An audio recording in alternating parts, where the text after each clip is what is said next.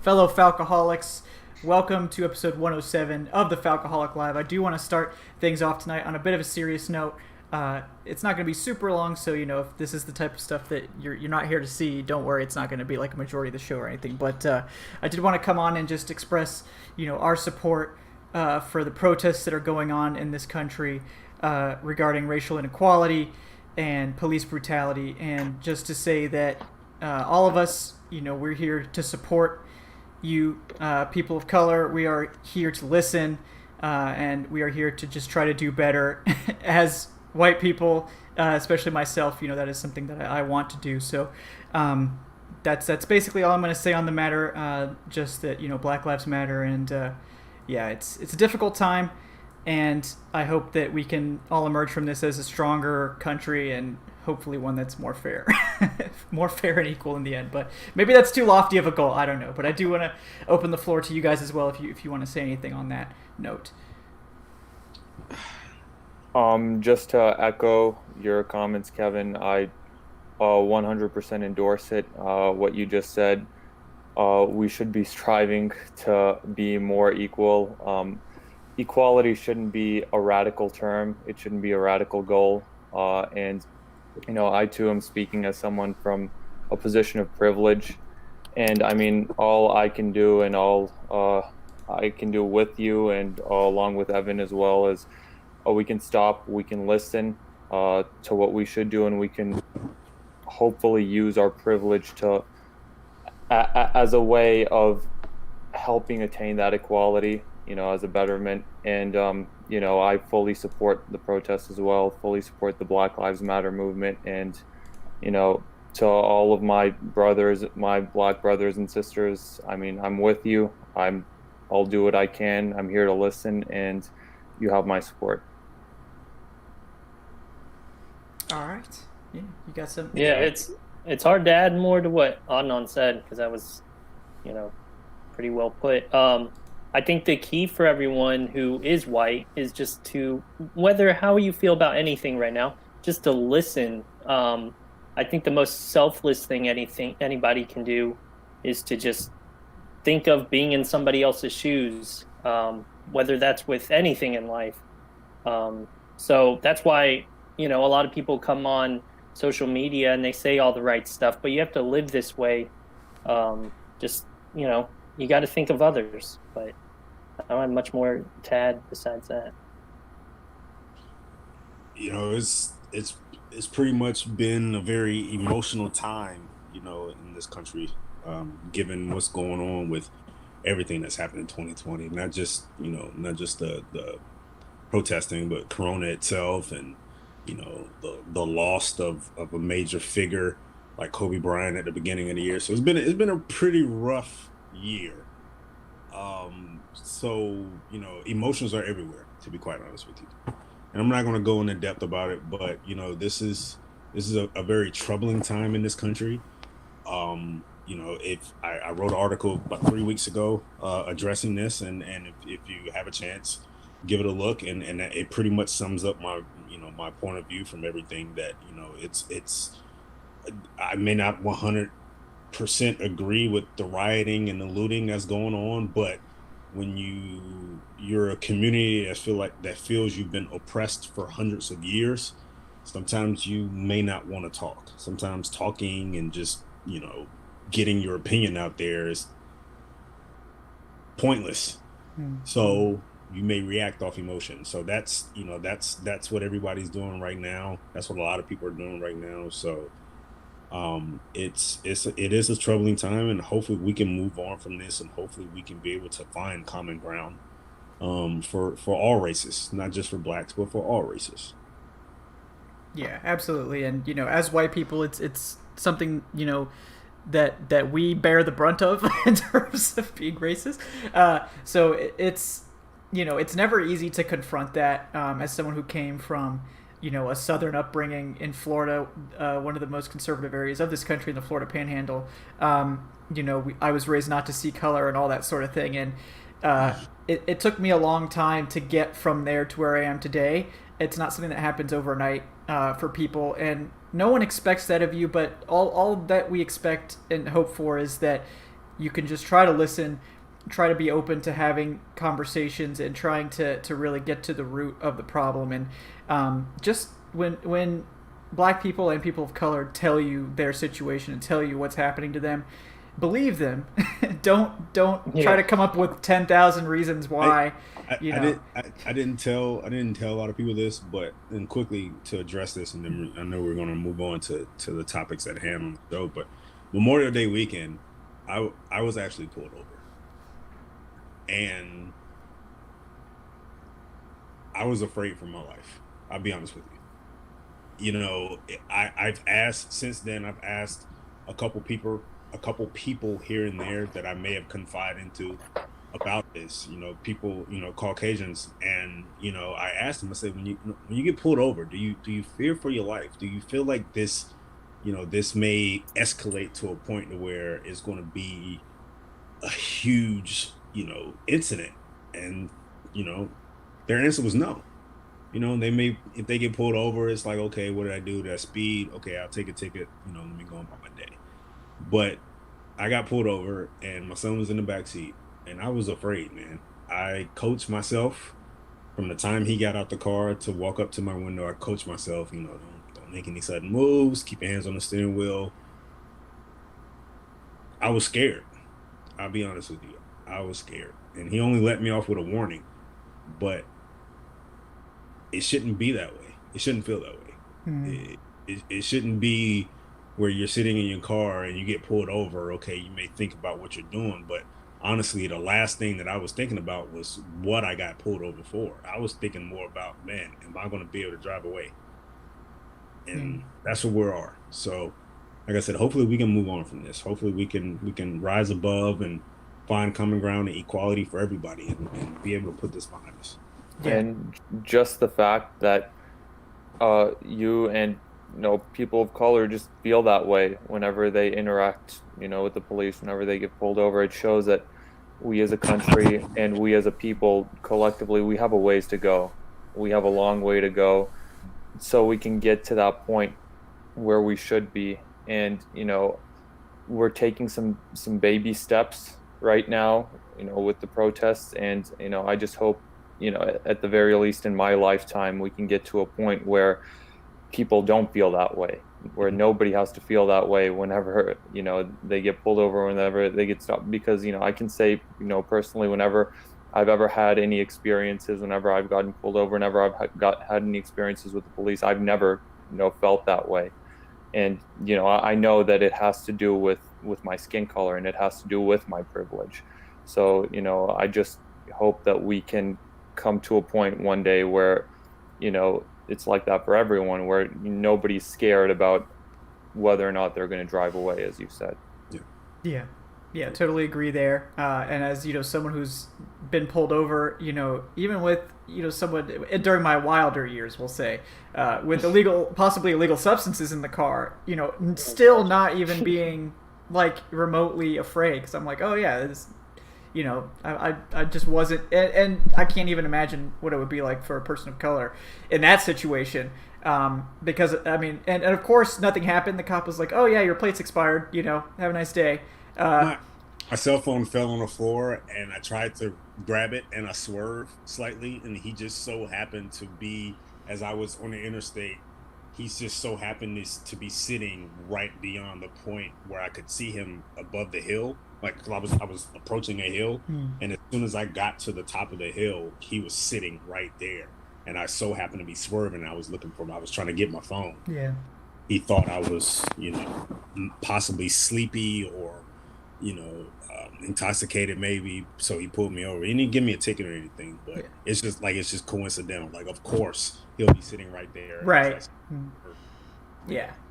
And yeah, I mean, it can't stay this way. And, you know, I know a lot of people who probably mean well are calling, you know, for unity and all this stuff. And you can't have peace when there's no justice. You know, that's a very common saying that's thrown around, but it's true. Like, if there's no justice, there is no peace. You know, we have to have the presence of a positive justice, not the presence of a negative justice that is only justice for a select few. And as a society, we have to get there. And another thing is that just this will be the last thing, is that protest and is one of the most American things you can do. This country was founded on being pliable, being something that can mold and change and adapt to the times. And people protesting and trying to do the right thing and fix the issues in this country, there's nothing un-American about that. It's very American. And you can love your country and think that it's going in the wrong direction and it's making mistakes. And that's how I feel. And I think that as a country we can do better, and that's why these protests are happening. And we all just have to admit that and not demonize the people that are trying to make things better for not just for themselves but for everyone. And yeah, this is a first step. It seems to be for whatever reason this has been a major turning point. I hope that the momentum continues and we make some real progress. But for that to happen, white people have to be more involved and have to admit their shortcomings and just listen. Just listen and believe people. I just want to add one last thing too. Listening is the biggest part any white person can do. Like I was saying, I've seen a lot of people who never really speak up about anything on social media, saying all the right stuff, but you have to live this way. I think it's important to remember that the people who are speaking up, saying how they feel, like Erik's saying, these aren't aliens. These aren't people we don't know. Like, these are people in your community, regardless of your state or city, whatever. These are colleagues at work. These are people of all professions. It's the one thing Erik telling us, his story about it. And it's like, it goes back to the listening thing. I think about, I've got a spotless record. But anytime, just driving down the road, you have a cop behind you. I don't know if it's just my anxiety, but instantly in my head, I'm like, oh shit, like I tense up. So I can only imagine, what that feels like if I wasn't white. And, stuff like that, you have to literally, and I think that's what's separating people who can think about the needs of others, the worries of others, and people who don't. If you don't want to listen to Black Lives Matter and stuff like that, you're not going to at the end of the day. But you have to use your heart. You have to think about all this stuff, You don't have to be a millionaire to make a change. Just listen. And I think that's the only thing anyone who's white can do in this kind of situation. If you're not in a position of power or millionaire, if you have a little money, donate it if you feel like it. Nobody's telling you to think or do anything, but listen. And, maybe before you didn't consider the needs of people in the Black community, and maybe now you will. So I don't know. And that was well put, Evan. And just to add to Kevin's point about protests, the United States was founded, from a protest of the Boston Tea Party, the protest of taxation, and the right to assembly, the freedom of assembly is in the First Amendment. So, that's what the founding fathers, supported as well. Protesting it's a very American ideal. And, if people are uncomfortable with the protests, then that's the point. You're not supposed to be, not everyone is supposed to be comfortable with protests, with every protest, because then change won't happen. And, I know a lot of people weren't comfortable with Colin Kaepernick kneeling for the flag. But that's what started the conversation. And, it's important to take yourself out of that comfort zone, because when you do so, then that's when you'll really grow. And, hopefully we can grow as a country from this, and, hopefully we can attain that equality. And, I'd certainly love to see it in our lifetimes. Yeah, absolutely. And, Anna nailed it there. It's being uncomfortable is the point of the protest. We have to, these are issues that are not easy to confront, particularly for white people. Because they're our fault. So I understand being uncomfortable with the realization, but being having racist thoughts doesn't necessarily make you an evil person. What makes you an evil person is having those thoughts and then doing nothing about it. We all have been raised in different ways. We all have had our various upbringings, and coming from the South, racism was just a casual, normal thing. And you don't realize it until you step out of that situation, that it's it's something that's not normal. It's something that should not be. So I guess to those of you that are still really grappling with that, you're not necessarily an evil person because you have thoughts and you were brought up a certain way.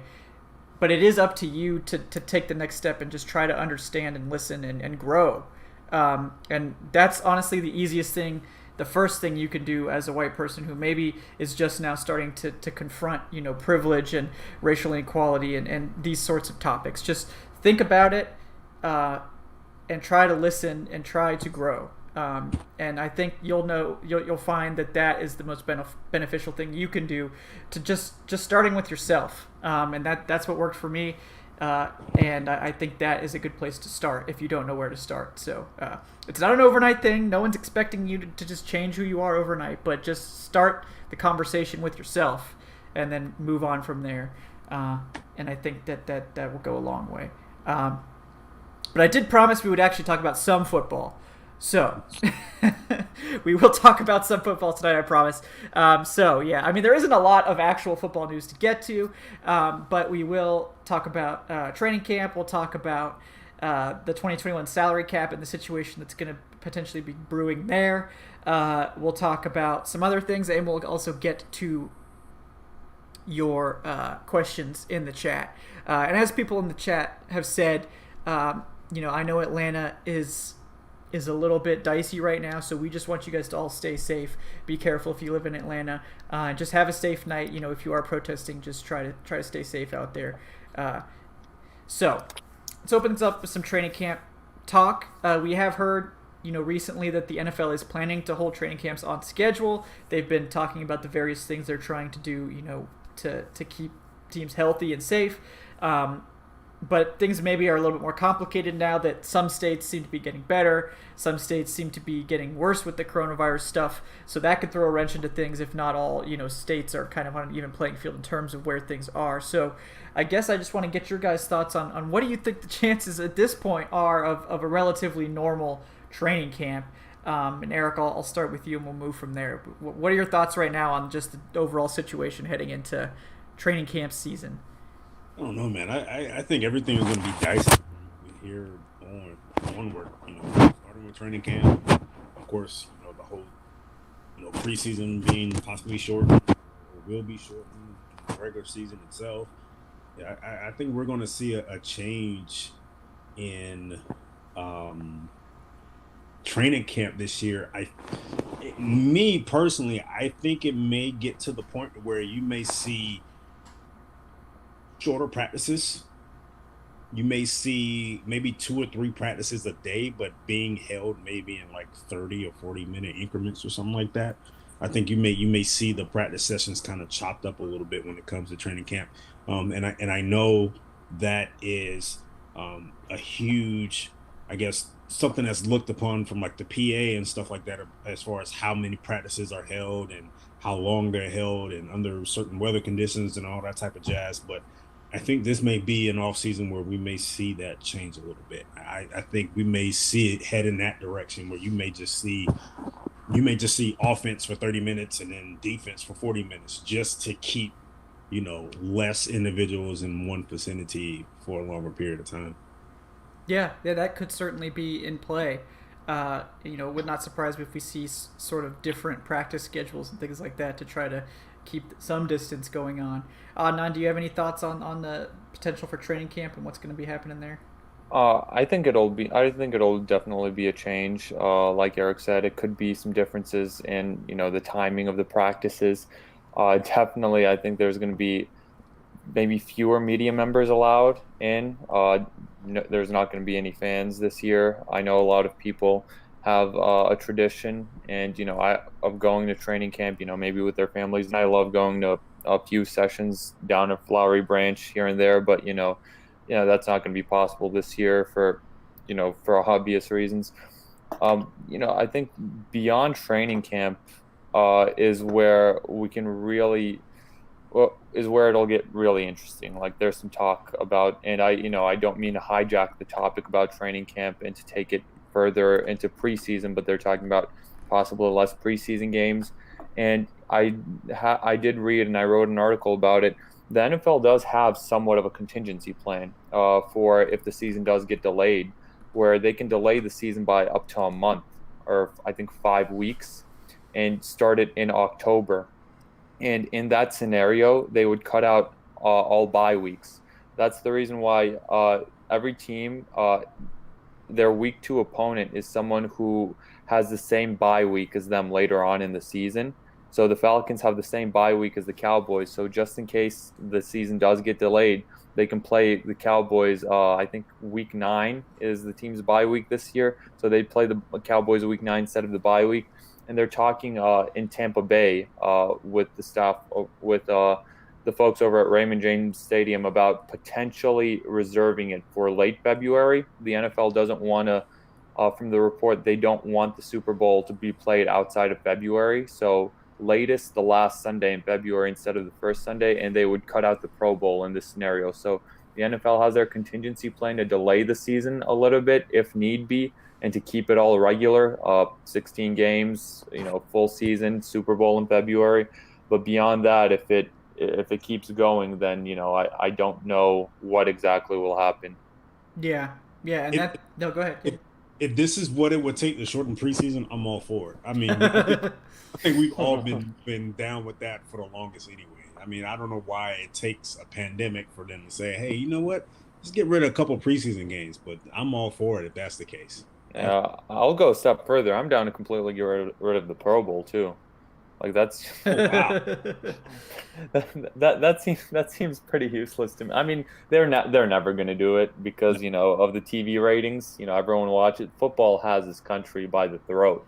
Even the Pro Bowl. But it's just, I know Evans covered it too. So, but yeah, it's like I'm not losing any sleep over the Pro Bowl potentially being canceled either. Yeah. It's fun in person, but on TV it's terrible. So. Yeah. Yeah, I could see that. Like, I think it would be cool, like, to go actually, like, hang out with all these star players and, like, see them play, like, in person. Mm-hmm. But, yeah, the game sucks. Like, I mean, there's, like, that year they did, like, the fantasy draft. I mean, that was, like, kind of interesting because of if you like fantasy, but, like, the game still wasn't that great. It died down after that. Yeah. But the fun part of it was probably the draft right. itself. Yeah. And it was like almost like rigged because I think Devonta Freeman was like one of the captains and he just drafted all the Falcons players. It's like, okay, that's cool, but like we're trying to build a winner here, Freeman. I'm pretty sure that team did win, but like Yeah. But the thing is, Solera in the chat has a point that'll take away from content from us because we do the preseason play-by-play. Yeah, I know, right? What are we gonna do? Yeah. I think we'll come up with something. I think we'll come up with. I just look at. I've always had this perspective on preseason. I honestly think it's pointless. I think I rather see the league extend training camp instead of having 4 preseason games. I mean, because it's more to me. When it comes down to it, you're looking at these 4 preseason games, and a lot of teams are looking at these 4 preseason games to figure out maybe 5 or 6 players that are going to be left on the roster. Right. I mean, does it really? Who cares how an undrafted free agent plays in the 3rd quarter of the 4th preseason game to make it to the practice squad? Like, let's just be honest. I rather them extend training camp for maybe another week or week and a half or so, and just get rid of it. I think preseason games are pointless, man. Yeah, sorry. Oh, and I was just going to say there's also the injury risk with the preseason. Right. Stars going down, and right. but just to iterate something on my Pro Bowl point, I'm still down for players getting the Pro Bowl honors because that matters for Hall of Fame credentials, for salaries. I just don't care about the game. Yeah.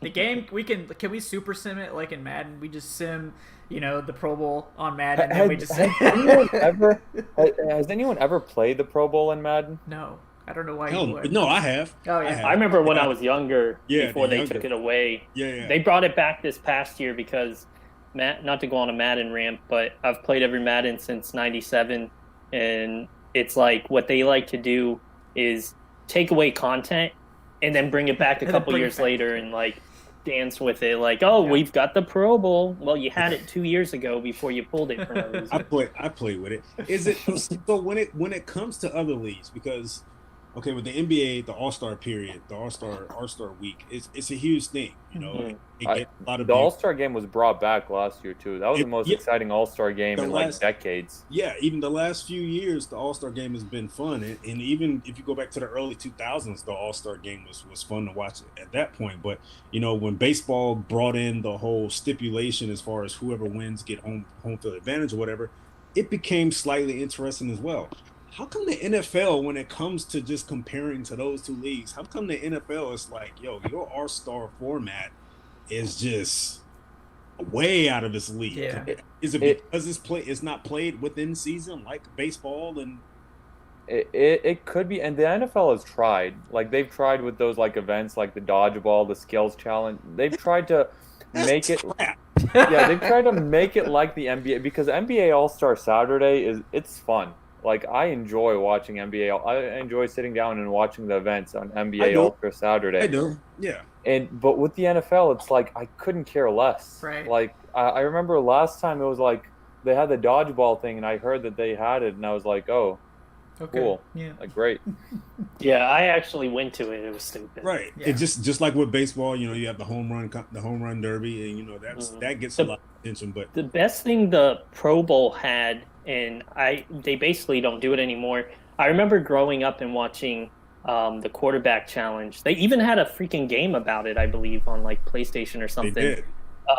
It was the feature on the Madden game. Yeah, they had. I mean, I just remember seeing like I know Chris Chandler, Cunningham, Favre, obviously. Vic was out there. Vic. Yeah, that's how long it stretched. Right. Vinny Testaverde even, but it's like they had this like showcase of the quarterbacks, and it was pretty silly, but they were having fun with it and stuff. And that I remember growing up and thinking that was the greatest thing. Like I don't remember any of the Pro Bowls. They even got to a point where they kind of looked down on players, really. Like I remember Adrian Peterson specifically would actually try, and it was kind of like frowned upon. And Sean Taylor, I think that was when he annihilated that punter, wasn't it, during the Pro Bowl? Probably. Yeah. But aside from that, I mean, when people try in the Pro Bowl, it sticks out. I think that's the sign that the Pro Bowl needs to die. Yeah, their skill challenges don't even compare to baseball and the NBA. At least, with the dunk contest, it takes skill to do that. Same with the home run derby. But yeah. I don't want to watch Alvin Kamara play kickball. Like what's that? He shouldn't have been in the Pro Bowl anyways, in my opinion. And the thing is, too. Oh, he shouldn't have. But the thing is, in the NBA, the home run derby and the MLB, it feels authentic. It's been there for decades. In the NFL, it just feels so forced. Yeah. Like with all of the like challenges and stuff, like you're out there playing dodgeball, you're out there doing this like playing red light, green light. Yeah, these like wide receiver drills. It's like it just feels like you're trying to money grab it. You're trying to like put something on TV, and I mean people watch because it's the NFL. But it doesn't have that authenticity that the NBA All-Star Saturday does. DeAndre Hopkins won freeze tag this year. Yeah. Awesome. That pulled in a lot of ratings.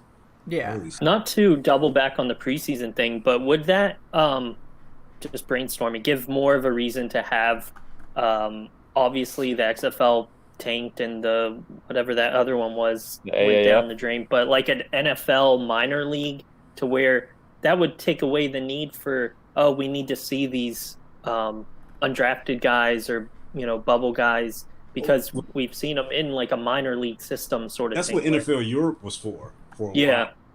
And I think that's what the XFL was trying to get to. Where they get bought out by the NFL and they can be like a G League. That's what I mean, though. The NFL should take the initiative to do it, and then they can get rid of the preseason games unless they enjoy having them. Right. I mean, I don't think there's too much of an incentive though for the NFL to do that. Yeah. Not right, because XFL is not it's not an asset. It's not a real asset at this point. Yeah, So I mean, they've needed to make a D League for like a long time. They needed to, but at this point, at this stage, they look at the XFL. Well, I'm not even going to say they look at the XFL as competition, but I guess the XFL is trying to present itself as competition against the NFL, which we all know is it's Vince McMahon trying to his brand. He's trying to brand on a certain pedestal. He pulled the plug after like 4 games too. Like right. And just to touch on this, and I know this is not a topic on the show, but I felt so bad because this is the one year where XFL was putting out some quality football. Yeah. And of course, when he finally had something to go his way when it comes to XFL, it comes to an end because of coronavirus. Also. Yeah. I mean, it was really just bad timing in that regard. I think the really big problem with what they were doing, I know there were certain teams that, like, I think there was like a Birmingham team or something, but you've got to have these teams in cities that don't have any football at all. Like, I don't understand putting it in LA or putting it in Tampa that already have, football going on. If you put one of these experimental teams in, like, I don't know. Help me out here, guys. Well, I mean, Orlando was a good one. Orlando, yeah, exactly. Orlando loved the what were they? Apollos? The Apollos. Yeah. They were the best team in the whole league, and then it failed, and that was it. I think put one in St. Louis. They don't have a team anymore. Exactly. I think it does help the ultimate cause for the XFL to possibly be like a developmental league. I think it does help to see the influx of signings that they've had this year. The Falcons specifically. Yeah, the Falcons have signed like 3 or 4. Yeah. It was, and I think the Steelers signed like maybe 2 or 3. So to see teams, and it wasn't even a situation where they were waiting for months. Like literally, when the XFL closed its doors, you started seeing signings left and right.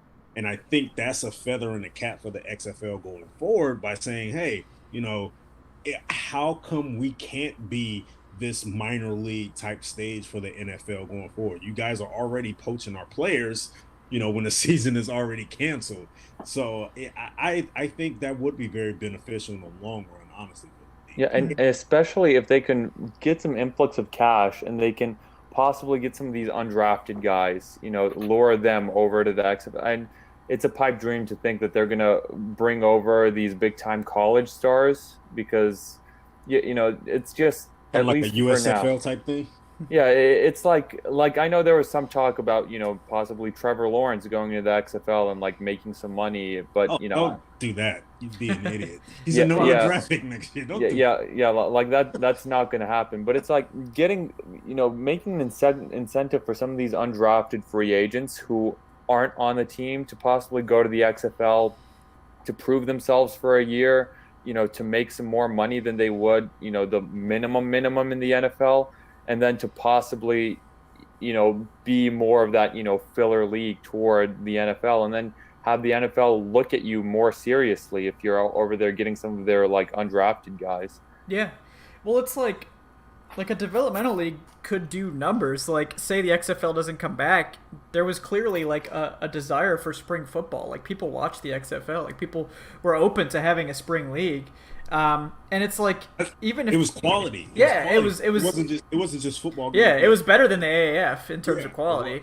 Absolutely. Yeah, and like, hey, we got our kicker from the AAF. We did. Yeah. And like, these NFL teams like the Falcons, they cut almost an entire roster's worth of players every offseason. So like I feel like it just wouldn't be that hard for these teams to all have like a development. Like, each team just gets to have a developmental team roster. They can maybe they could be like a quasi practice squad. Like, they could practice, do exhibition games against their developmental team during the season. They could promote guys. You talk about most teams signing, 30, 35 UDFAs? Yeah. Draft? I mean, that's... If I'm a UDFA, and especially, and it was brought up in the group chat, just what those undrafted guys are going to have to go through this year because of the coronavirus, because of the pandemic. If I'm a guy that's, a UDFA, and I'm looking at this type of situation now, I'm thinking like, man, hey, do I want to compete for maybe 2 roster spots with 30 guys, or do I just really want to go sign with the XFL and make a few $1,000s a month? I mean, it's a little bit more tempting than trying to get one roster spot with 40 guys on the team. Right. Yeah, and especially because you're not going to play like as you do, at least not right away, unless it's like a really specific circumstance. Right. The XFL you can sell these players on not giving up on the dream. The road doesn't have to end here. You can go to the XFL, you can prove yourself, and then you can possibly be looked at in a different light by the NFL. Mm-hmm. Yeah, and it's like, there's definitely ways you could do it. Like, I just think like it makes sense for the NFL to do their own D League and have a team associated with every franchise, because then you have a built-in fan base for all these teams. Like the Falcons fans are probably going to watch the Falcons developmental team. They're like, all these teams are going to have people that want to watch them, and it also lets teams, maybe you could give some of your more junior staff like a chance to actually be like coordinators and head coaches and things like that. Mm-hmm. So it's not just a developmental league for the players, but for the coaches too, to have, and you could have like a D League draft at the conclusion of the NFL season for all of the players that didn't get signed or whatever. And then maybe have, like, if there are small name assistants in the front office, let them be the quote unquote general managers of these development. Yeah. Guys working under Dimitrov that's trying to work their way up the ladder. Let them make a name for themselves with that type of role. Yeah, and like just have yeah.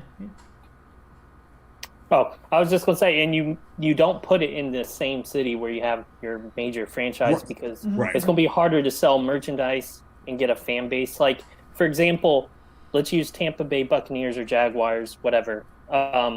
Like, because Kevin mentioned Orlando.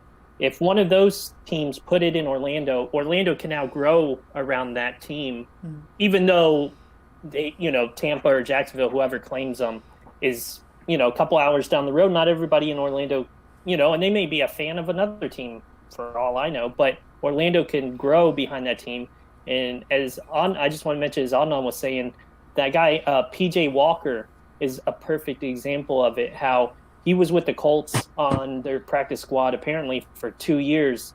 Nobody knew who he was or whatever. Goes to Roughnecks, and now he's back in the NFL with the Panthers, and he was like the most talked about XFL player last year. So this kind of thing can definitely turn your career around. Not everybody gets off to a great start. Even Kurt Warner, and I know Matt Bryant did. He played in Europe, and then I think it was the UFL or something, whatever it was back then. But Kurt Warner played, I know, in Europe. It's like Brent Grimes, I think. Brent Grimes was in NFL Europe back in the day. So think of how many guys their career has ended because they didn't get that second chance, or they didn't, not all the doors people try and walk through are going to be open for them. So sometimes you need a second route. I think it would only benefit them, but they have to do it correctly. Yeah, and it benefits both sides too, because you say Orlando has the minor league team associated with Tampa Bay. Like some of those Orlando players might get the call up, to go play for Tampa Bay because they were developed by Tampa Bay. So that could help the Buccaneers too gain fans if, say, like the Orlando quarterback, winds up on the Bucs roster the next year. The Orlando fans might be like, oh yeah, I want to watch this guy play. I liked watching him, in Orlando, so now I'm going to be a Bucs fan. So it goes both ways too. It could also be like a path for some aging veterans, that maybe can't, like people have said, the NFL's middle class is kind of going away. Like those mid-range veterans, maybe those guys don't get a contract. They think they still got it. They could go play in the D League for a year and just show everyone up, and then teams will be like, "Oh wait, these guys are actually good. We should probably give them a contract." So that's the thing. Being a free agent or riding the practice squad bench doesn't keep you in game shape. If you're out there participating, whether they have it during the season or in the spring, you're playing real football against real players trying to tackle you. It would only benefit, and then it's like, oh, look at that free agent who normally wouldn't have had another chance. He looks pretty good still. Let's give him another shot. I don't know. I just see the benefits of it. Yeah, but I don't see what the NFL really has to lose from it. Like, it's probably not something that's going to make a ton of money. But but honestly, like, maybe just, like, say the XFL goes away, there's no spring league. Like, the NFL should have gotten the hint that, like, people want to watch football in the spring. So, like, even if the football's not that great, if it's an NFL product, people are going to watch it. Like, people are going to watch it in the spring. And, it's probably going to be a truncated season. Like, there's not going to be, 17 weeks and, like, a huge playoff structure and all that. But, maybe 10 weeks and then, playoffs from there. And then, like, instead of the Pro Bowl, we could be watching, actual teams that care play. And, go from there. But let's be when it comes to the giant that the NFL is, this is low hanging fruit. Oh yes, What the XFL can be and how it can actually benefit them and their players. This is stuff at the bottom of the list that they're worrying about at this point. I mean, it's. But, from a strategic standpoint, it can help in several aspects, from marketing and branding and things of that nature, and just providing a better structure for players, which, the NFLPA is battling every day to do so. So, it's, again, in the future, I think it definitely can be something that can blossom into that. But right now, I know the NFL is looking at that like, that's small potatoes. It's like the NFL. It's a cool idea. Like what we're discussing, it's a pretty cool. It's a great June 17th conversation in the middle of like nothing happening. Yep. But yeah, like for the NFL is just this like massive giant where they don't have to do anything. Mm-hmm. Like the NFL, right? They don't have to change much. They reel in people every year. The NFL has 20 million people just like craving its product every single week in the fall. Yeah. And I mean, but yeah, it's a cool idea. Yeah.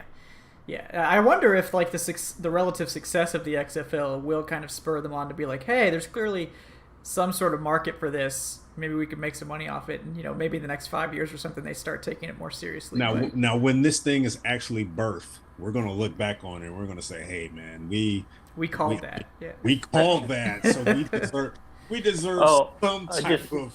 I'm just scrolling Twitter and I wanted to mention this. Apparently, there's a report that the NFL practice squads were supposed to move from 10 to 12 players in 2020. There's internal talks that it could move to 16, which might affect get rid of the preseason, add more people to the practice squad thing. Interesting.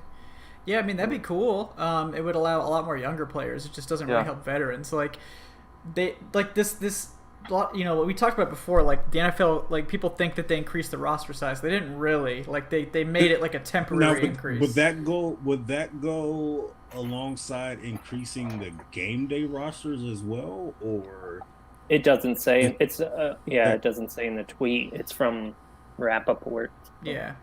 But yeah, I mean, I think they really need to like increase the actual roster size, like the roster, just make it permanent. Like I don't know why they did this weird half step of like, well, you can be 55, from Friday to Monday, but then you have to go back to 53. Like, why didn't you just make it 55? Like, I don't understand why you're trying to. It's not even controversial. It's not even some like big, like what? Who's gonna be like in his room shaking his fist like, oh, the NFL has expanded to 55. Right. So what's the big burden that voting that's preventing that? I mean, I don't know. Like I mean, maybe people are like, oh, well, like if teams are injured, it's going to hurt them. Or like, no, there's the game day roster is still the same. Like it doesn't matter. It just lets teams. It basically makes so it's the same thing like with fantasy. So like if you have more roster spots on a team in fantasy, the pool of players that's available in free agency at any given moment is worse. So maybe they're worried that like teams will be hoarding too many players and free agency will just be like a total barren wasteland. But like it already is that. Like it's already going to be that by like November. So like I don't really see what the big deal is. As a lifelong fan, I've always wondered like why the hell are game day rosters 52? I never understood that. Like that's just an odd. That's just an odd.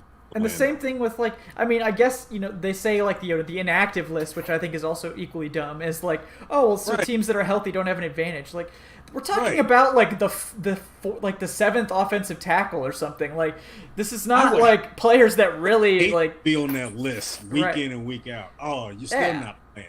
Now hold on a minute, guy. If there was no inactive list, then Dan Quinn would have no choice but to put Deidre Sanat on the active roster, and he will not do that. Yeah, that was the deal breaker. Really, that's going too far right there. So I should have known. I should have known it had something to do with Deidre Sanat. Yeah. Yeah, it's like they were about to, but then Dan Quinn called in. And he's like, "Stop right there." No, this is absolutely. I can't allow this under any circumstances. But yeah, I mean, kind of on that note, we should probably talk like the 2021 salary cap. It's a big hot button topic right now because the NFL has basically admitted that it might, it's probably going to go down if they don't do something. And like the amount that it goes down could vary quite a bit. It could be like significant, like 10, 20 million less. It could stay the same. So like if it does go down, it's going to be like total chaos. Like teams are not going to let that happen under any circumstances because owners are not going to let that happen. No. So like, and let's make it clear, like that there are steps in the CBA that they can bargain to try to fix that issue. So like they can borrow against future salary caps. So say they think 2021 is going to be healthy. They're going to have this giant new TV deal. They can be like, well, the cap is probably going to go up by like 40 million that year, so we can borrow 20 from 2021, and then the cap will just kind of stay even this year and next year instead of going down. But yeah, I mean, what do you guys think about that and the way that the salary cap is kind of heading to disaster? From a team standpoint, that's bad news for the Falcons. Yeah, it's bad news for a lot of teams because but I'm just looking at it from the Falcons' perspective. League wide, it's a bad thing, but just from the Falcons' perspective, it's not great because you got a number of guys that they brought in this year that are on short deals. For Todd Gurley, for example, who is relatively still young, and he may have a decent year that may prompt the Falcons front office to possibly talk extension at the end of the year. But that is not going to help if the salary cap is going down. But Todd Gurley's a dog, so we have to extend him. Go Dogs. I'm sorry. Go ahead. Thanks for that. Yeah. It's bad from the Falcons standpoint because, like I said, you got a lot of guys on short deals. You got guys coming up next year that may be in line for extensions. A guy like Keanu Neal is one that comes into play. That's not going to be good. They've benefited considerably over the last couple of years from the increase in salary cap. I think it's helped them because they've had very little wiggle room outside of that. And that elevation in money has helped them more often than not. If they didn't have that the past couple of years, you possibly could be looking at one of the worst teams in the league right now. Well, yeah, and it's not just them. I mean, look at the Saints. Look at the Eagles. Yeah. I mean, it's a lot of teams. I don't know how the hell the Saints are manipulating this damn It's salary because cap. they're negative next year. A lot. They've been negative for like 4 years, Kevin. I was going to say, it's bad for the Falcons, but how fun would it be watching the Saints front office panic at the salary cap getting condensed a little bit? And because they definitely don't have any wiggle room. It'll be like that scene in SpongeBob with inside his brain where everything's just on fire and everyone's just running around. Yeah. But I feel like we say this every year, and they're like, "Oh yeah, there's gonna be the offseason. The Saints are gonna go to hell." And they say, they signed. It has to happen eventually. It has to. They can't just keep avoiding it. They're gonna have 1 year. Next year is gonna be the year where they're like, "Okay, yeah, we really got to make some decisions because Kamara's coming up for an extension. Demario Davis is coming up for an extension as well. They gave Andres Pete that money for no reason. Yeah, they gave Pete that much money. Not to mention, of course, Brees and his contract. Now, I think he's going to carry some dead cap. It's enormous. Right? As soon as he retires, it's like $50 million in dead cap. It's ugly. And I think there's another significant. Is Michael Thomas? Taysom Hill. Yeah, because they got to give him a $30 million a year contract, right? But no, you're right. Honestly, it's Drew Brees. They're manipulating Drew Brees' contract with voidable years, which the NFL should really take action about this. Adding fake years onto contracts that are basically non-existent, but they just let you push bonus off into a non-existent year, because teams are doing this and just doing it infinitely. So this is probably something that's not going to last forever. But as soon as Drew Brees retires and they can't void his contract year and add his bonus and prorated hits into a different season, it's going to be $50 million all at once. It's going to destroy their cap. Yeah. Michael Thomas's cap hit goes from $7 million to pretty much $19 million next year too. Yeah. Ooh. And it's honestly in a contract year for Kamara. Yeah, no, they're not going to be able to sign Kamara. Yeah. Well, they're probably going to tag him. Right. I don't even know if they'll have the money to tag him. They may not, exactly. They may not but then they lose Demario Davis. Yeah. Who was an All-Pro.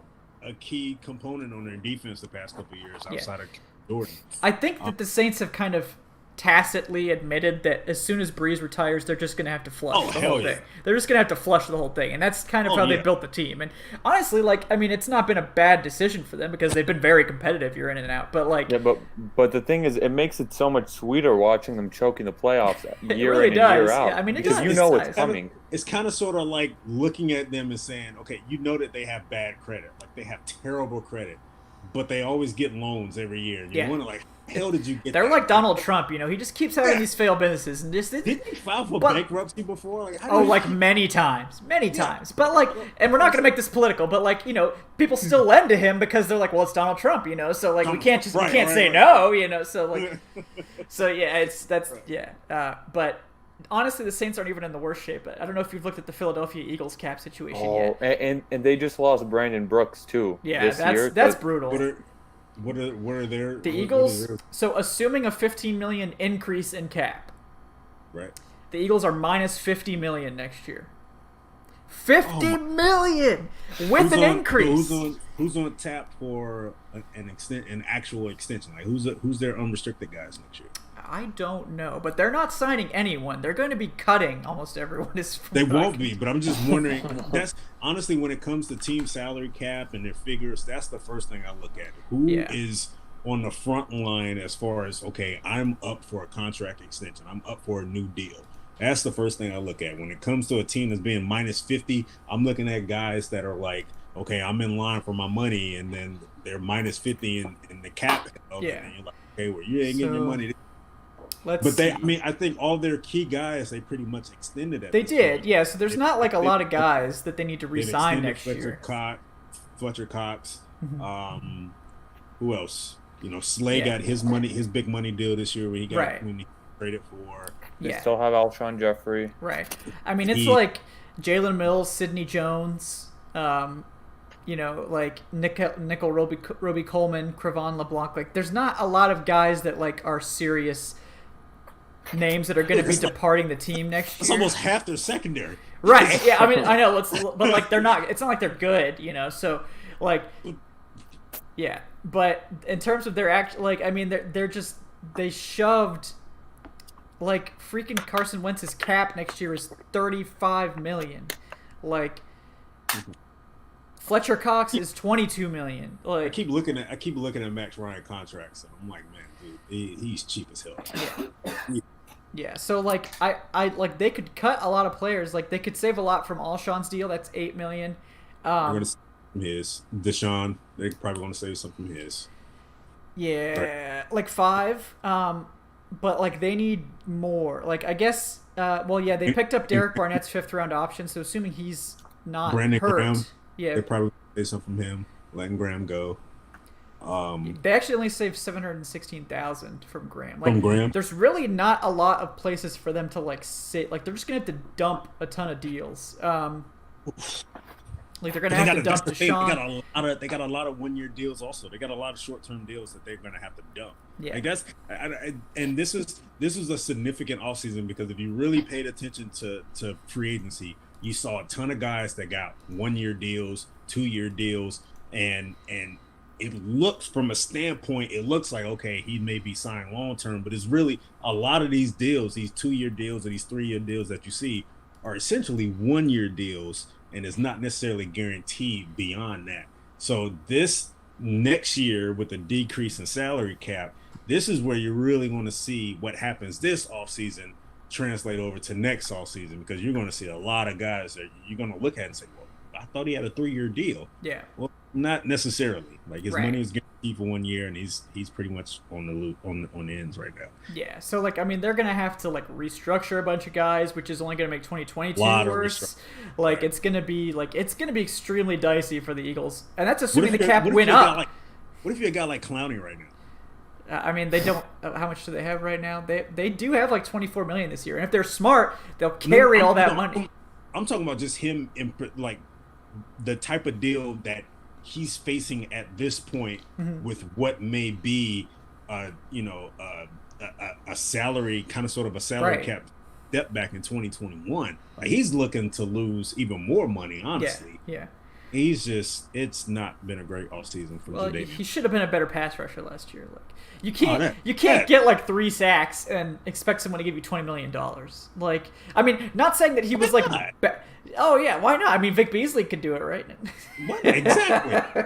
He can get it right. Yeah. I mean, Dak Prescott is on the verge of getting $40 million for some reason. I don't know why. But Right, it's a quarterback's league. It is a quarterback. Right, it's a league. good time to be Dak Prescott. Yeah, it's a But good time. yeah, it's like what I know Dallas is trying to like threaten him and like what are they gonna do? Start Andy Dalton for the right on that franchise? idiots, and they're going to give him that money. And he's it's damned if they do, damned if they don't, because you have to give him that money. And I remember like Jerry Jones is like trying to talk him into a discount for being a Cowboy, and Emmitt Smith is talking about how he should take a discount because he's a Cowboy, as if Emmitt Smith didn't hold out 2 games. exactly Right. So it's like they can pander to the whole like Dallas Cowboys like thing all they want, but it's not going to help them at the end of the day. I wonder at this point if Jerry Jones thought that the negotiations would be where they are right now. I wonder how much that would have factored into them actually drafting a quarterback in the early rounds this year. I wonder if they didn't go that route simply because of what he thought it was going to be a done deal at this point, and it's not. And it's looking like it's going to carry over well in the training camp. Mm-hmm. Possibly, we may be talking holdout soon. Yeah. Maybe. I mean, we see Dalvin Cook saying, "I'm not coming in." So right. Yeah, it's like I think he was already like holding out from virtual team meetings, so I guess he's just like exiting the Zoom call and chilling at home. So he damn sure ain't coming to practice then. If that's the case. Man, someone, you guys were on it with Taysom Hill. Do you guys know what Taysom Hill's cap hit is next year? It's ridiculous because $16 million. Because what? of the extension? Yeah, because of the deal that they gave him this offseason. Yeah. God, I love that. Million, but no wonder this man John Payton's trying to talk him up so much for some idiots to trade for him. Why? Like, why? Look, first, he's playing like 10 snaps. He's playing like, and you're giving him what was it, like a $21 million? Oh God, man, yeah, and almost all of it is next year. Yeah, to be a third-string quarterback. Be a third-string quarterback, like, dude.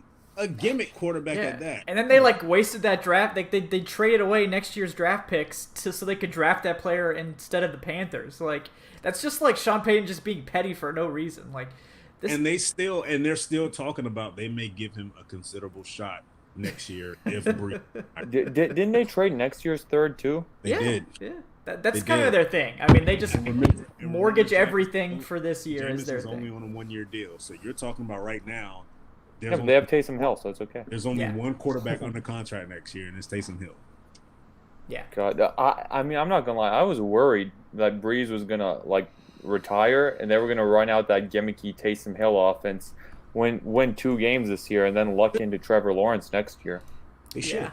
No, they're not going to. But I mean, that would be fine. But yeah. They're not gonna be that bad. But next year, I'm not anymore. But next year is the year to be QB needy at the top of the draft. You have Fields and Lawrence coming out. Yeah. It's going to be a pretty interesting quarterback draft class next year. It will, and like, it'll be interesting to see all these teams like try to climb over themselves to get those guys, because, I think it's like you said, it's going to be a very good quarterback draft. So I'm interested to see how that plays out, and obviously interested to see how the Falcons season plays out too. And seeing where they're going to be picking. Because if it's in the top 15, we'll probably have a new coach too. So no, that's what you think. No, that's right. Dan Quinn that's what we were talking about last year too, right. and it didn't happen. Yeah, I remember that one show we did where it was like they were like 1-7, and we were like, all right, so like, which coaches do you guys want? And like, are we getting Chase Young? And then they won like freaking 7 games. They won like 6 games after that. So that'll show us. Yeah. I was on a Lincoln Riley bandwagon pretty early in the season. Yeah, the dream is still alive. Okay, so assuming he's willing to put up with Matt Ryan for like 4 or 5 more years, but I think he would be okay with that.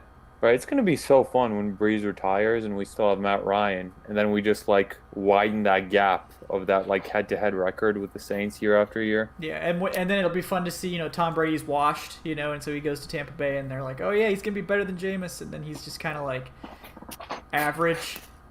But the rest of that Tampa Bay roster is good, so maybe all they need is average at quarterback. But that receiving core with Gronk, Godwin, and Evans. It's pretty ridiculous. That's the best receiving core in the league, probably, in my opinion.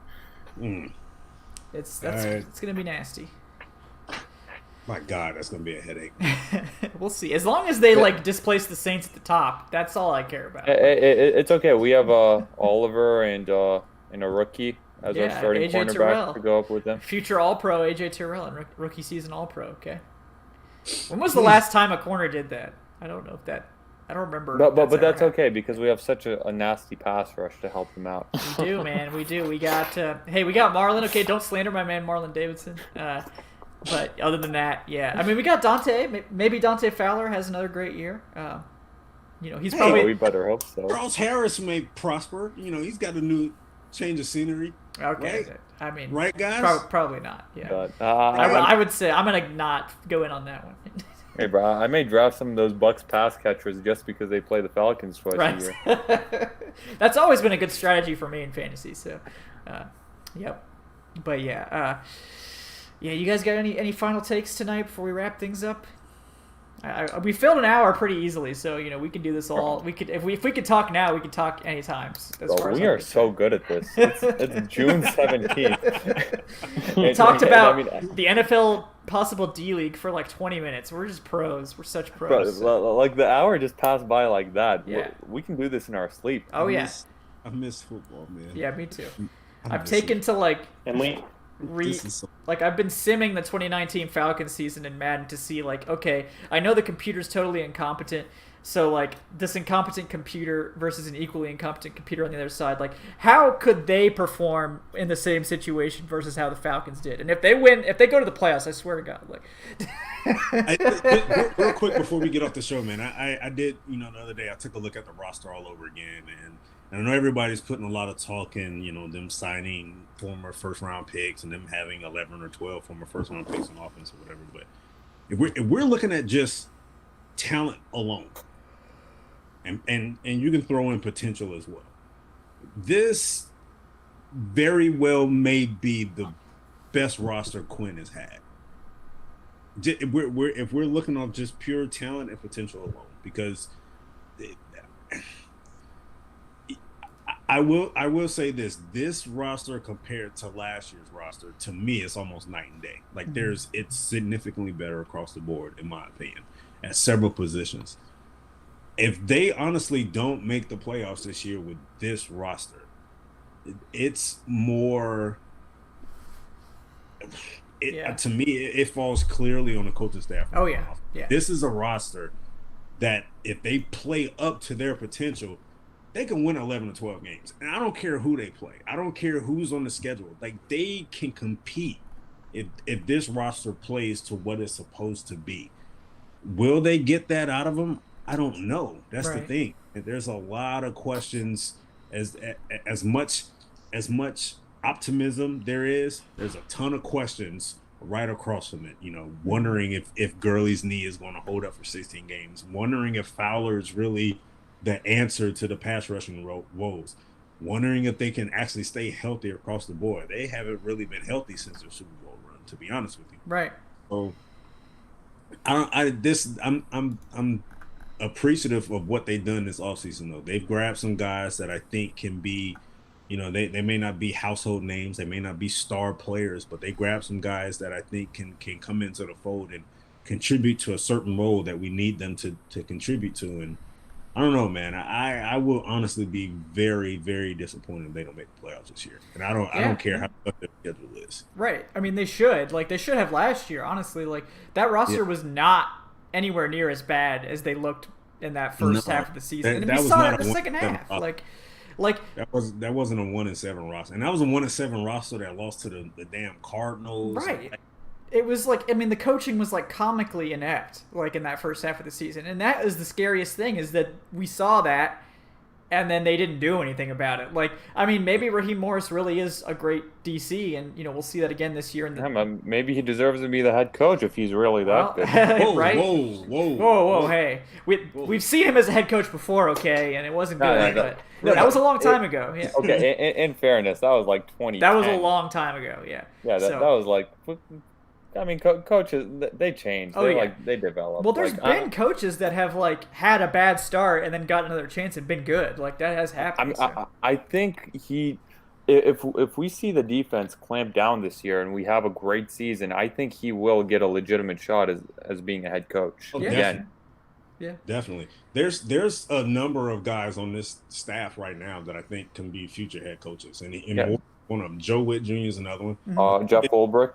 Jeff Ulbrich is another one. Tosh Lupoy is another one as well. That whole defensive staff. Dirk Cutter. Excellent. Falcons head coach. That's enough for tonight. We talked. All right, that's enough. Yeah.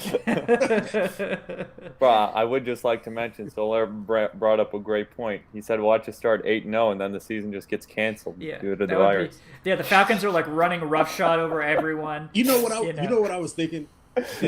This seems kind of sort of like the typical season that the Falcons can actually win a Super Bowl. Imagine if they did win a Super Bowl, and it's a Super Bowl that they played 16 games in empty stadiums, and it was just such a weird season. Like, of course, the Falcons will win a Super Bowl in a season like this where nothing went right. Right. And people would be like, "Oh, well, that wasn't a real season, so it doesn't really count." It comes with an asterisk. No matter who wins this season, people are going to say it comes with an asterisk. But it's not like the MLB this year where they're going to play like a third of their regular season games and then just go into the playoffs on an expanded playoffs. That's an actual asterisk. If it even happens at all. But no, if you play all 16, I don't care who wins it all, unless it's the Saints, then I'll argue that it's then I'll be mad. Yeah, then it'll have an asterisk for sure. But yeah, it will be their second one with an asterisk if they won it. Yeah, all asterisks all the time. Yeah, how many curtain calls do we got to keep giving Drew Brees? Man, I'm tired of seeing this. Yeah, I mean, I like. It's not like he was he had a good season last year, but he was limited, and then I just wonder what that's gonna look like this year, and then I also fear they go to Jameis and all of a sudden Jameis is actually a good quarterback now. So yeah, he got LASIK now. Yeah, he got LASIK so he can see the field. Right. And the thing, no matter what, Jameis always kills. If they were smart, they just start Jameis against. Yeah, but now's the year you get LASIK when you're a backup. Exactly. If you couldn't see, why didn't you get LASIK 3 years ago, man? You couldn't see in Florida State, dude, and you won a national championship. I don't get it. Exactly. That's not gonna do anything. It's not gonna do anything. That would have been one of the first purchases I made as a rookie. Right? I'm getting surgery. Average people get LASIK. It's not it's some advanced, space age technology or anything. It's not that expensive either. It's not that expensive for a number 1 overall pick. I guarantee right, that. He waits to get a 1 year deal, $1 million contract, and now he wants to get LASIK. I'm sure the team would have paid for it too if you really wanted to. Exactly. But go up to them. My eyesight is bad. I'm your number 1 overall quarterback. Exactly. Yeah. Exactly. No, this is just him trying to be oh, this is my excuse for everything. So yeah. That's probably how he sold himself. Yeah. He was like, well, they're like, why should we sign you? Well, I did get LASIK recently, so. I mean, this man has had 5,000-yard seasons multiple times, and he took a $1 million deal. Have some self-respect. Come on, man. Seriously? He was balling last year. 30 touchdowns and 30 picks, man. He was. Hey, bro, I will say though, man did lead the league in yards last year. Yeah, but he was exciting. He deserves more than $1 million. I mean, come on. Well, that's not his fault. I mean, well, no, that is his fault. Yeah, that is his fault. He should not have taken that contract. But no, hell no, that was stupid. But okay. Yeah, he was impatient. He was oh, I didn't get signed at the beginning of free agency. Just wait until the preseason when someone gets hurt. They're gonna call you. Yeah, because he got that deal, and then all of a sudden he looks behind him and Taysom Hill gets a 3-year extension. Taysom Hill got freaking $21 million, and you're talking. He's like, hold on, wait a minute. He took $1 million. God. I thought you guys said I was next in line after Drew. Yeah. He was just. I mean, that's his. I think this is proof his decision making has not improved. So. They should void that contract. Yeah, that is that's all the evidence I need to know. Right? You think the Patriots wouldn't have possibly called him eventually. Yes. Like, he'd be fine. I think the Patriots could make the playoffs with Jameis coached by Belichick. Yeah. Yeah, I think they could, definitely. And I don't know why they're not like calling Cam Newton right now, because They probably are. They just like don't want to like be too like they want everyone to think that they're all in on Jarrett Stidham, and then they're just gonna sign Cam Newton like right. I mean, I understand it. You want to like build up Stidham's confidence, and you don't want any of that to go to the media. And you're talking about Bill Belichick's like front office. Every time I hear Bill Belichick talk about Jarrett Stidham, I'm like, real? Like, you're seriously putting all your chips in his basket? Like, really? Are you serious? Yeah. Really, Bill? Like, this is really the route you're going. Like, I know you feel some type of way. You have this ego, this quiet ego about you as a head coach, but you're really going to do this to Jarrett Stidham. Like, you're really going to say, this is the guy. You're like, we're going to ride yours. or die. Yeah, you're going to ride or die with Jarrett Stidham. Yeah. Hey, Jarrett Stidham's gone through the grind of an SEC schedule before. There you go. That's the most important thing when selecting a quarterback. I mean, Jake Fromm, man. Like, we need to go get this man. Replace that bum Matt Ryan.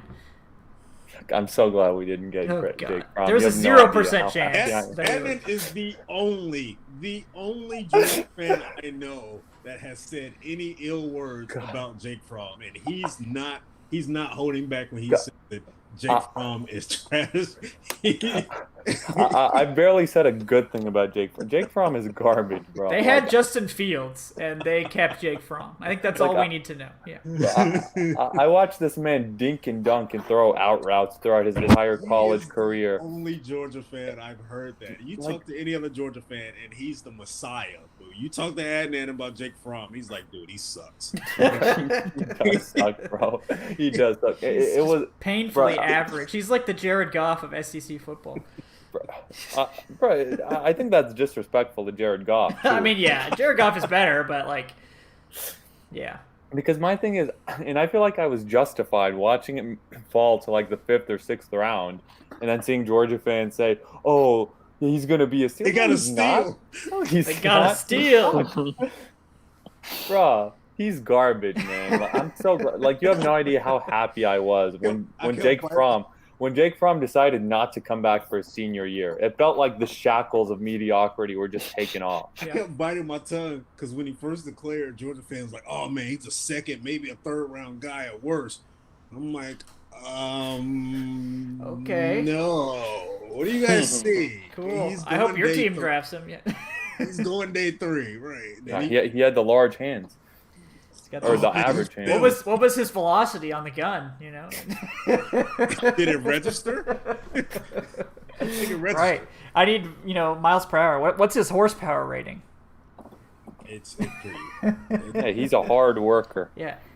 Whatever the hell that means. Yep. That'll get you 15. It means he's white. Yeah, that's what it means. No, that's exactly what it means. He's deceptively quick.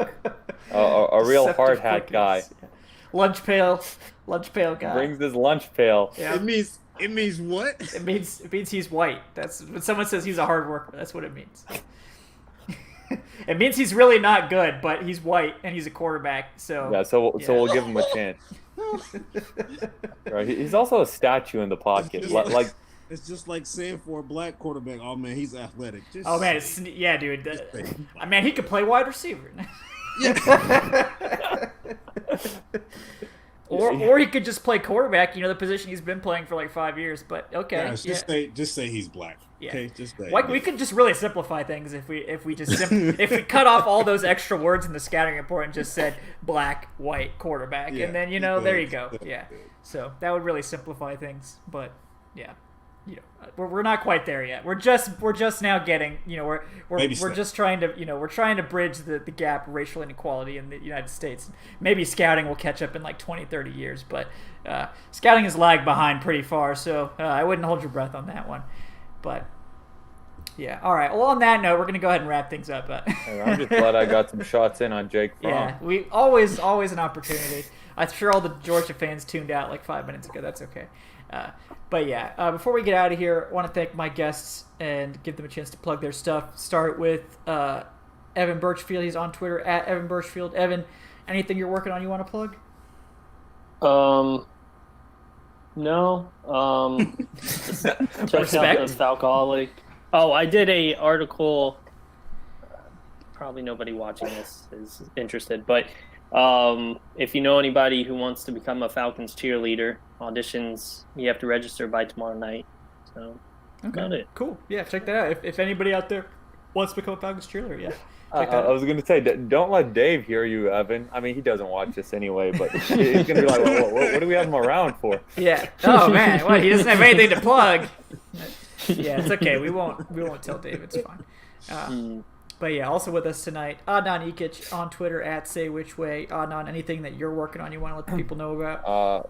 I just started a new series counting down. First article came out yesterday, counting down the most important players on offense going into the 2020 season. The players that the Falcons can least afford to play poorly on offense, and then I'll do one on the 5 most important players on defense. I'll counting that down weekly, so check that out. Cool. Yeah, definitely check that out, guys, for some Dead Zone content.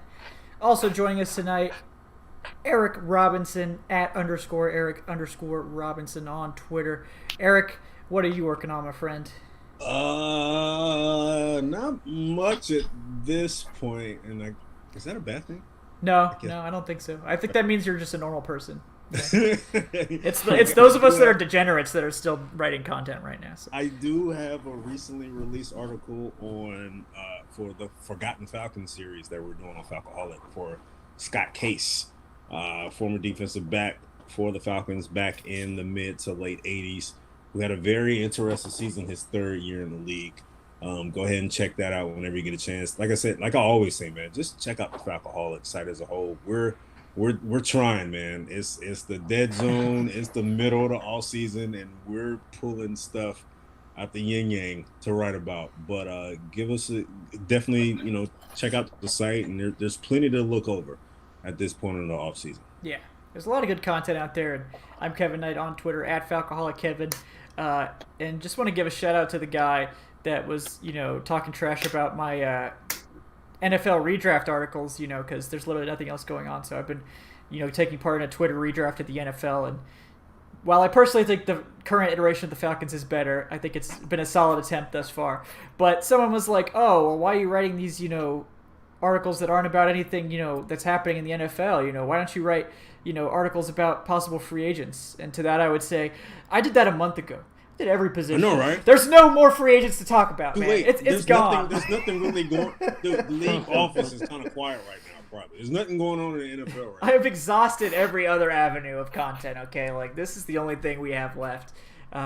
Pretty soon we're going to start Madden simming the season and being like, okay, this is what could have happened. Yeah. You act like that wasn't a plan a month ago. Oh, yeah. Before the draft. We had that queued up. Yeah. We had that queued up. Evan was going to sim every single game, and I was going to write press reports about it. That's how bad it got. I played a whole game on stream, and then I realized that stream doesn't save your games. And I was like, oh. I watched ESPN one night and watched an entire NBA 2K tournament. Yeah. I'm like, this is boredom. Yeah. And I love video games, and I love sports. I love ESPN. But my God, this is where we're at right now. I'm watching 2 guys play NBA 2K on PlayStation or whatever. And sports needs to come back, man. I know we're dealing with a pandemic, but damn it, stop robbing me of my entertainment, man. Yeah. ESPN is struggling. ESPN was struggling for a minute. Struggling. Yeah. They got to the point where I saw on Twitter the other day, First Take had sent out a tweet. They're taking fan suggestions on what to debate about on their upcoming show. Yep. They don't have anything to debate about, and there's no more content. Yeah, they're going to Twitter to say, "Hey, man, can you guys give us some suggestions on what we need to talk about?" The well is run dry. I mean, I will say, ESPN, how lucky are they that Jordan series was just queued up? Right. Ooh, yeah, that was clutch. That was a lifesaver for them. Genius to spread it out over 10 weeks instead of 10 consecutive days. Yeah, that was good. I'm not going to lie. I would have watched all 10 episodes the first night. Right. I would have 2, but just for ratings for the next 10 weeks, you got 10 Sundays locked up in a row. Oh, yeah. Yeah, that was dominating Twitter conversations. It was prime time, Absolutely. No sports. Absolutely. Yeah, and I mean, that was just so fortunate that they just had that ready to go. Yeah. That was gold. Yeah. All right. Well, I do. Well. Oh yeah. Also. Yeah. Go for it. Sorry. Go for it. Go for it. I keep seeing it mentioned in the chat. Solaire keeps talking about. I think somebody else mentioned it. If you're looking for something to read, that Saints thing is damning. Like they knew more apparently than I was reading. Some of like I didn't intend to, but during the show, I like read like the first paragraph and I just kept reading and.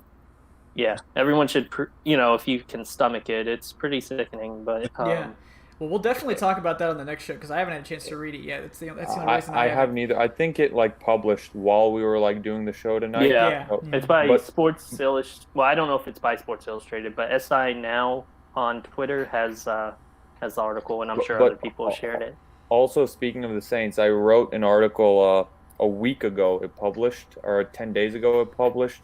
Talking about the Saints and just how unlikable they are, and just going through like layer by layer of just like how shitty that franchise is from like the owner all the way down. So check that out if you'd like. And how the national media doesn't really talk about like it. Afraid to go after them. Yeah, even after Bountygate, they didn't really go after them. I mean, it's crazy, but yeah. I know, but if you hear Saints fans, they'll swear that it's a witch hunt against. Oh yeah, it's a witch hunt. Mm-hmm. Yeah. The NFL hates them, but never talks bad about them. Yes, perfect. Well, I know someone did ask about it in the chat, so I'll give a sneak peek. The fourth round of that redraft has happened tonight. Did select a defensive player finally. Cam Hayward of the Pittsburgh Steelers. I took defensive tackle, who was extremely good. I cannot believe that he was not taken before then. This man has had 9, 8, and 12 sacks over the past 3 seasons. Like over 10 tackles for loss every season. He's only 31 years old. So, yeah, I mean, Edge was pretty picked over, but Cam Hayward's still there. So, yeah. I think they had the most run stops in the NFL among DTs last year, too. Yeah, he had like 33 pressures.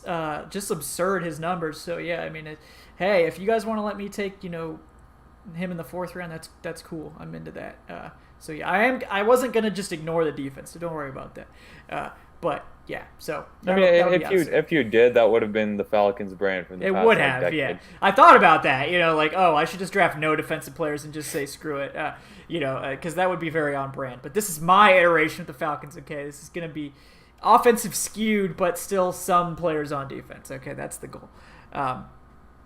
All right, guys. Well, we're wrapping things up here. Thank you for tuning in during this dead zone period. We'll be back in a couple weeks. Maybe there'll be news. Probably not. So, yeah. I mean, if there's 2 more weeks with no news and training camp isn't coming anytime soon, we're probably going to be start simming Madden games on the stream. So that's going to be the only content available. So, we'll be broadcasting them too. Yeah, It'll exactly. be like a play-by-play. Yeah, we'll do the play-by-play of the can Madden. Send us the new one. Right. Yeah, we'll do the play-by-play of the Madden game. That's the only thing we have. So if it gets really desperate and there's no season or anything, God forbid. Oh yeah. Well, we can just pull out one of those old Falcons classic games and we can just go play by play. I still have Madden 2000 all the way to 97, so I don't know if I can get them on my older PlayStations if they still work, but I'd love to sim one of those old ones. I think we have free access to Game Pass too, so we can go through the 2016 NFC title game or something like that. Yeah, or maybe we could Wait, free access until when? To the start of the season, or I think until July, late July. I think. I figure if the season doesn't happen, then and this is just that nuclear option, then they may just extend it or do it again. Yeah. Yeah. So yeah, I mean that's on tap if we have no content. Maybe we'll create our own Falcons franchise and show how much better of a job we could do running the team than the current staff. So if there's no season, we'll have something to do. But we're just gonna all pretend that that's not a possibility, and we're just gonna hope for the season because I don't think any of us could handle another 12 months of no football. That would be pretty desperate times. So.